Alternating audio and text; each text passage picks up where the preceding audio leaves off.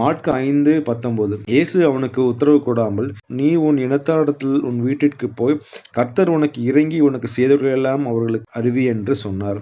அந்தப்படி அவன் போய் இயேசு தனக்கு செய்தவைகளெல்லாம் தெக்கப்போலி என்னும் நாட்டில் பிரசித்தம் பண்ண தொடங்கினான். எல்லாரும் ஆச்சரியப்பட்டார்கள். இயேசுப்பா லேகியோன் பிசாசை துரத்தின வசனம் எல்லாத்துக்கும் தெரியல. மார்க் 5ஆம் அதிகாரத்தில் கொடுக்கப்பட்டிருக்கிறது இல்லையா. அதிகமான பிசாசுகள் இருந்து அந்த பிசாசை துரத்தி அவர் என்ன பண்றாருன்னா பன்றிகளுக்குள்ள போக வைக்கிறாரு.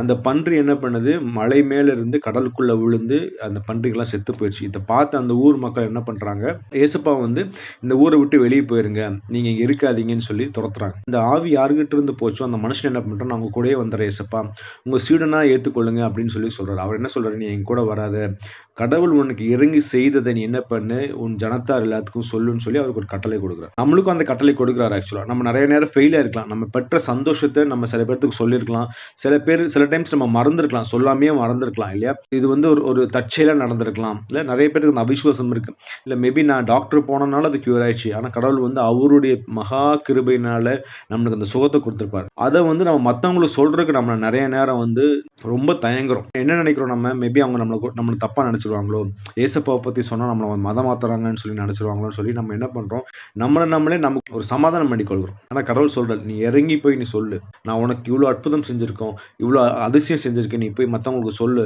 இந்த இந்த அனுபவத்தை நீ மற்றவங்ககிட்ட நீ ஷேர் பண்ணுன்னு சொல்லி சொல்றாரு இல்லையா. சில பேர் என்ன பண்ணுவாங்கன்னா, நான் கடவுளே, நான் உங்களுக்கு காணிக்கை கொடுத்துற கடவுளே, நான் இந்த பர்டிகுலர் ஊருக்கு நான் ஒரு சர்ச்சு கட்டி கொடுத்துறேன் கடவுளே, நான் சில ஏழைகளுக்கு நான் காசு கொடுத்துறேன் கடவுளே. தேவன் கொடுத்த அந்த அற்புதம் அடையாளத்தை நம்ம வாங்கி கொண்டு நம்ம சில பேர் டைம் அதை ஷேர் பண்ணாம, நான் காசு கொடுத்து என்னோட நன்றி சொல்லிக்கிறேன்னு சொல்லி நம்ம என்ன பண்றோம், நம்மளே நம்மளை ஏமாத்தி கொள்றோம். ஆனா கடவுள் இன்னைக்கு சொல்றாரு, அது ஓகேப்பா, இதெல்லாம் கரெக்ட் தான், நீ ஏழைக்கு இறங்கி இந்த சர்ச்சுக்கு செய், ஆனாலும் நீ எனக்கு என்ன செய்யற, நம்மகிட்ட கேள்விக்கிறது, எனக்கு நீ என்ன செய்யற இல்லையா. மறைமுகமா அதுதான் கேட்கிறார் இல்லையா. ஏன்னா அவருக்கு அந்த பாரம், இந்த உலகத்துல கோடிக்கணக்கான மக்கள் இன்னும் தேவனை அறியாமல் உலகத்துல அலைந்து தெரிந்து கொண்டிருக்கிறாங்க இல்லையா. எப்படி அந்த லேகியோன் பிசாசு அவனை கட்டி வச்சிருந்ததோ, பல வருஷமா கட்டி வச்சிருந்தோம், அதே மாதிரி இந்த உலகத்துல ஆளுகிற அந்த சாத்தாங்கிறவன் என்ன பண்றான்னா, இந்த உலகத்தின் மக்களை கட்டி வச்சிருக்கான் இல்லையா. அவனோட அந்த உலகத்தின் மாயைக்குள்ள கட்டி வச்சிருக்கான்.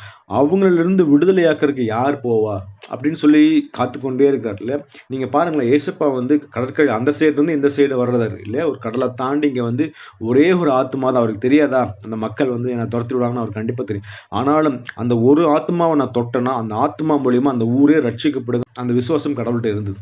அதே தான் அவரும் செய்யறாரு இல்ல. அந்த அசுத்தாவி போன மனுஷன் கடவுளுக்கு சாட்சியா இருக்கிறார்ல. நீங்க இன்னைக்கு கடவுள் நம்மகிட்ட கேட்கிறார், நீ எனக்கு சாட்சியா இருப்பியா, நான் என்னை பத்தி நீ மத்தவங்களுக்கு சொல்லுவியா,